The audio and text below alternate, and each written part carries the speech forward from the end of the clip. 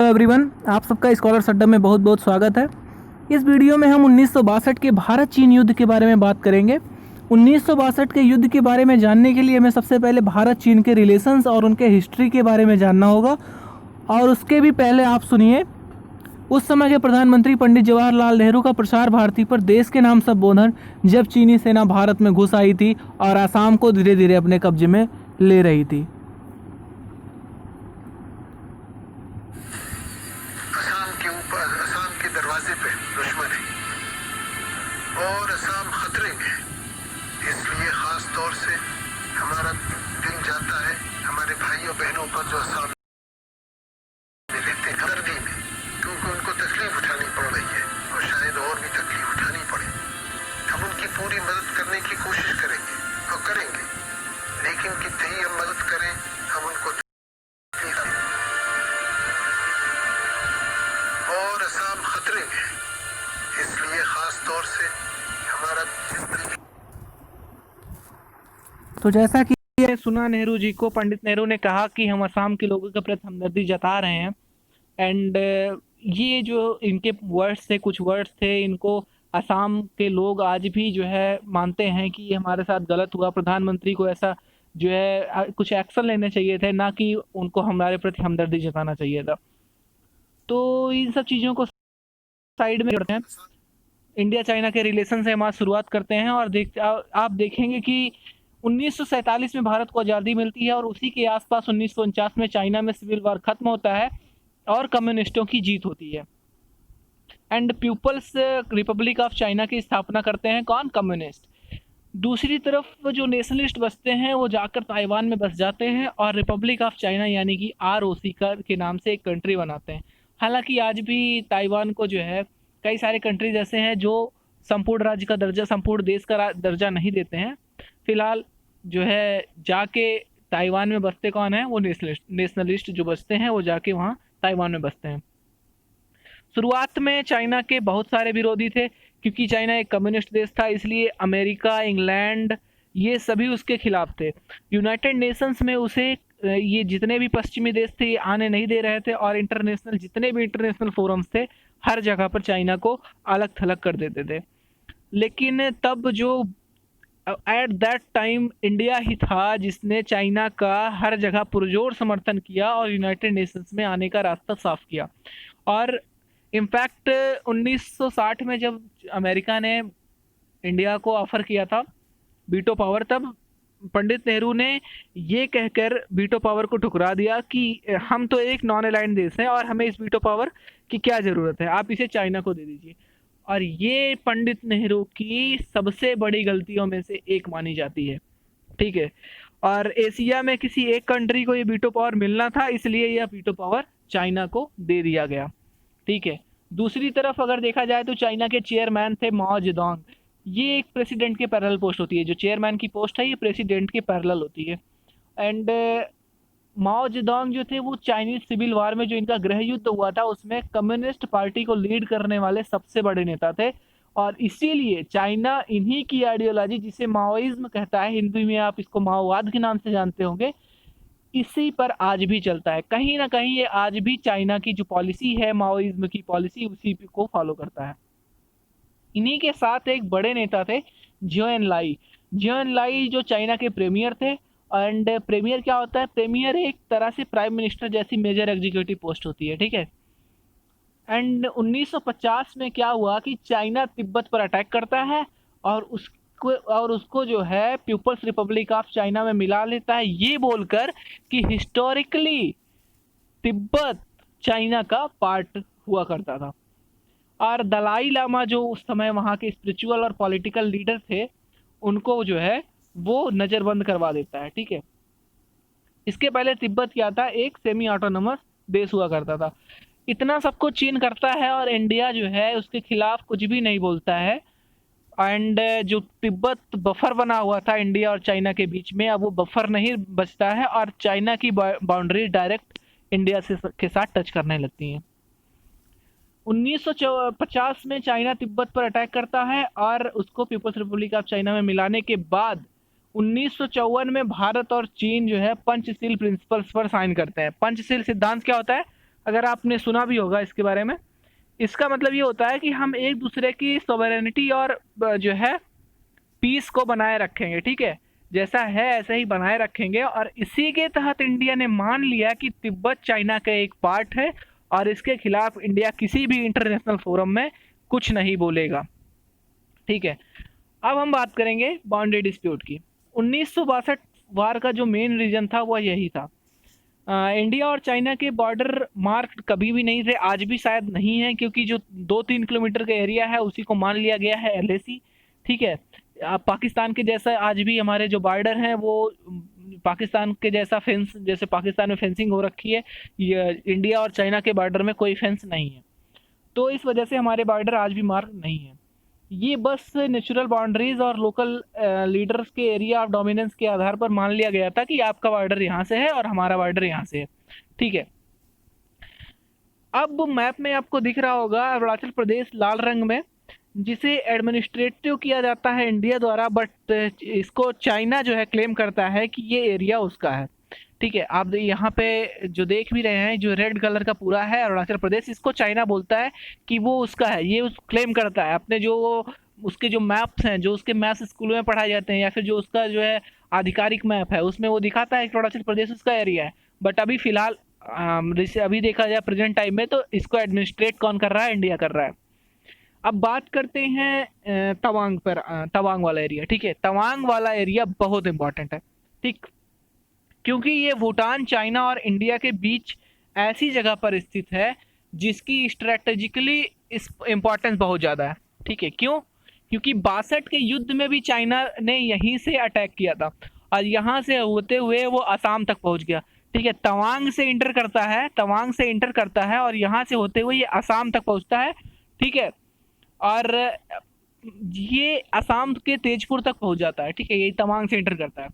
अब एक और इम्पॉर्टेंट बात, NEFA यानी कि north eastern frontier agency, Bharat सरकार ने 1954 में असम से इस एरिया को अलग करके NEFA को सौंप दिया और इसे ही जो NEFA था ये शुरुआत बाद में 1987 में अरुणाचल प्रदेश बना दिया गया।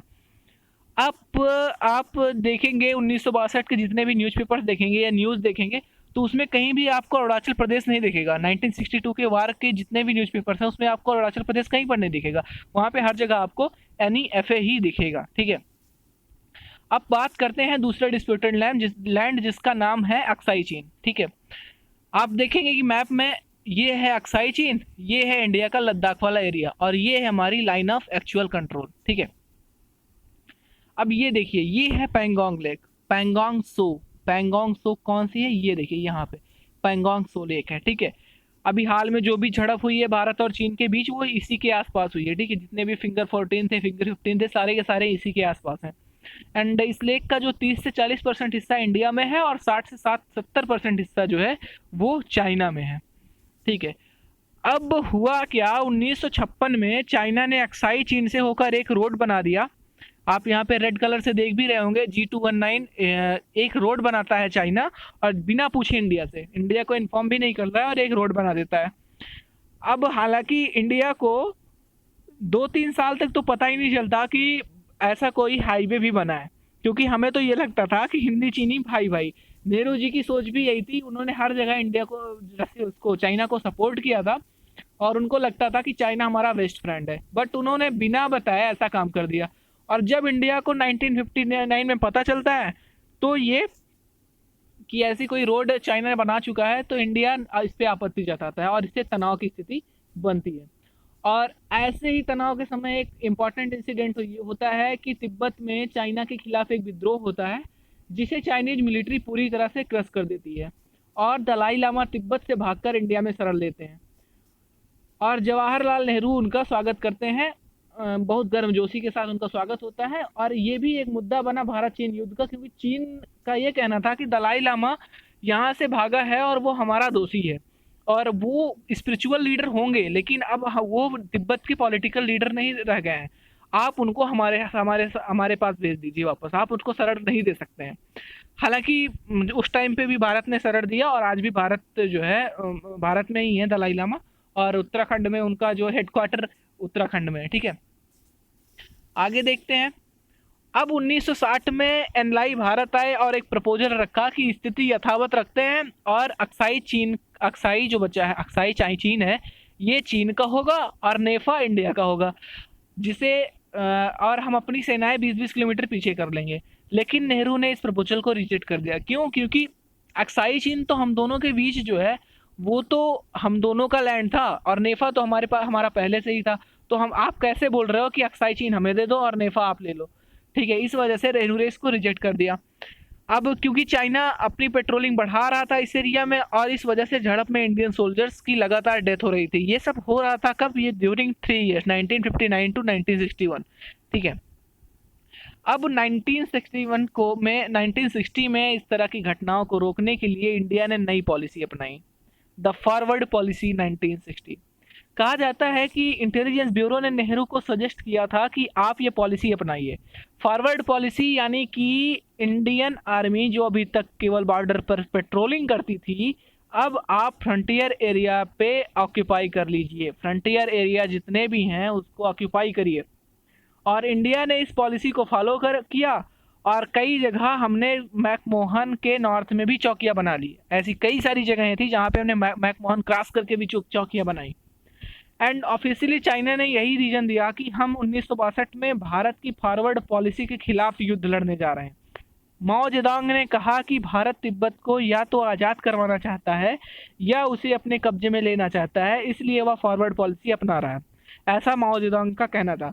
और उसी समय पर भारतीय सेना की एक पूरी की पूरी कोर को वहां भेज दिया गया। कहां पर? एनईएफए में, जिससे चाइना काफ़ी अलर्ट हो गया और 1962 में हमला कर दिया। अब हमारा वार शुरू होता है 20 अक्टूबर से लेकर शुरू होता है और 21 नवंबर 1962 को समाप्त होता है।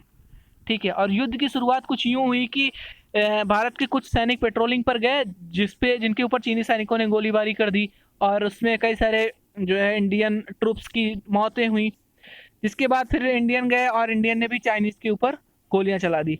तो कुछ ऐसे ही युद्ध की शुरुआत हो गई और 4 दिन के अंदर चाइनीज़ आर्मी ने नॉर्थ ईस्टर्न जो फ्रंटियर का एरिया है उस पर अपना कब्जा जमा लिया। वो लगभग 60 किलोमीटर अंदर घुस गए और तवांग पर कब्जा कर लिया। बॉम्बडिला पर भी उनका कब्जा हो गया। बॉम्बडिला पर कब्जा करने के बाद नेहरू का देश के नाम एक संबोधन AIR हुआ, जिसे औपचारिक तौर पर हार का ऐलान माना गया। आइए सुनते हैं ऑडियो क्लिप। एक पास है, पहाड़ है बोमडीला के ऊपर, तवांग और बोमडीला के बीच में, और बोमडीला भी हमारे हाथ से निकल गया। रंज हुआ इसको सुनकर, रंज हुआ कि हमारी फौज को हटना पड़ा वहाँ से। इसके माने ये हैं कि जो लड़ाई हमारे सामने है उसको हमें जारी रखना है। थोड़े दिन नहीं, बहुत दिन, महीनों नहीं, सालों रखना है जारी। हम लड़ते जाएंगे और अगर बीच में कहीं कहीं हारे तो उससे हम और ताकत पकड़ेंगे और आगे बढ़ेंगे। प्रधानमंत्री। तो अभी आपने सुना पंडित जवाहरलाल नेहरू को। अब इसके बाद हुआ क्या कि चाइनीज आर्मी पहाड़ों से ऊपर मैदानों में आ गई, यानी कि असम के तेजपुर तक पहुंच चुकी थी। इसका मतलब ये था कि चाइना ने युद्ध की पूरी तैयारी कर रखी थी, जिससे युद्ध सामग्री की सप्लाई चेन रुकने नहीं पाई और चाइनीज आर्मी आगे बढ़ती गई। अब 3 वीक्स का निगोसिएशन स्टार्ट होते हैं। ठीक है, और जन लाई ने प्रपोजल फिर से भेजा कि युद्ध रोकते हैं और 20 किलोमीटर आप पीछे हट जाओ और हम भी 20 किलोमीटर पीछे हट जाएंगे। बट क्योंकि हम 60 किलोमीटर अंदर आ गए हैं तो अब हम यहाँ से 20 किलोमीटर पीछे हटेंगे, यानी कि 40 किलोमीटर का अभी भी एरिया हम अपने पास ही रखेंगे। नेहरू ने इस प्रपोजल को फिर से रिजेक्ट कर दिया और फिर से लड़ाई शुरू होती है 14 नवंबर, जिसे जब नेहरू जी का जन्मदिन था उसी दिन से लड़ाई फिर से भीषण लड़ाई शुरू होती है और 1 हफ्ते तक यानी कि 21 नवंबर तक चलती है। इस युद्ध में एक युद्ध हुआ था, बैटल ऑफ रेजांगला हुआ, या ये कि रेजांगला के पास चुशुल में एक हवाई पट्टी थी जिसे चाइनीज आर्मी अपने कब्जे में लेना चाहती थी, जिसके लिए उन्हें रेजांगला से होकर जाना होता। लेकिन 30th कुमाऊं के 130 वीर सिपाहियों ने, जिसे मेजर शैतान सिंह जिन्हें भी बाद में परमवीर चक्र भी मिला, वो लीड कर रहे थे और उनके 123 वीर सिपाहियों ने मिलकर चाइनीज आर्मी को रोक दिया और लगभग 1000 सैनिकों को मौत के घाट उतार दिया। शैतान सिंह जी की बॉडी अगले साल जो है वो बर्फ में जमी हुई मिली, जिस जगह पर वो शहीद हुए थे। और ये सारा का सारा जो भी ये बैटल हुआ, ये 17,000 फीट पर हुआ था। ठीक है, अब युद्ध खत्म हुआ। इंडिया की जो कैजुअलिटी थी, जो KIA का मतलब होता है किल्ड इन एक्शन, 1386 हुई। और जो MIA यानी कि मिसिंग इन एक्शन थे, वो 1700 के आसपास थे, क्योंकि काफ़ी हाई एल्टीट्यूड पर युद्ध हुआ था, बर्फ़ें गिरती थी, तो इस वजह से कई सारे सैनिक वहीं पर जो है लापता हो गए, जिनका आज तक पता ही नहीं चला। और इस युद्ध में हमने एयरफोर्स और नेवी का इस्तेमाल नहीं किया था, और शायद ये एक हमारी जो है स्ट्रेटजी ये बहुत ही ख़राब थी, क्योंकि इंडिया को लगता था कि चाइना जो है हमारे जितने भी सिटीज़ हैं उन पर अटैक करेगा, उन पर जो है बम बरसाएगा। इस वजह से हमने एयरफोर्स का इस्तेमाल नहीं किया था। 21 नवंबर को चाइना जो है अपनी ओर से यूनिलैटरल सीज फायर की घोषणा करता है। चाइना के जो सैनिक थे वो 60 किलोमीटर तक अंदर आ गए थे, वो भी पीछे चले गए, और मैकमोहन लाइन के 20 किलोमीटर के पीछे चले गए। लेकिन अक्साई चीन पर चीन का कब्जा हो गया, और आज लाइन ऑफ एक्चुअल कंट्रोल के पास ही वो बैठे हैं, जहां पे आजकल हमारी झड़पें हो रही हैं। चाइना ने सीज फायर की घोषणा क्यों की? अगला क्वेश्चन हमारा ये बनता है कि चाइना ने आखिर घोषणा क्यों की जो है सीज फायर की। तो आप देखेंगे चाइना का जो मेन ऑब्जेक्टिव था वो यही था कि अपनी पावर का शो ऑफ करना, कि एशिया में सबसे पावरफुल हम हैं, जिसमें वो काफ़ी हद तक कामयाब भी रहा। दूसरा एक रीज़न ये भी था कि इंडिया फॉरवर्ड पॉलिसी का वो चेक कर रहा था, जो इंडिया की फॉरवर्ड पॉलिसी, जो माओ जेडोंग को शक था कि कहीं ये तिब्बत को अपने साथ तो नहीं जोड़ना चाहते हैं, तो उसको भी ये चेक करना चाहते थे, जिनको उन्होंने जो है अच्छे तरीके से चेक भी किया।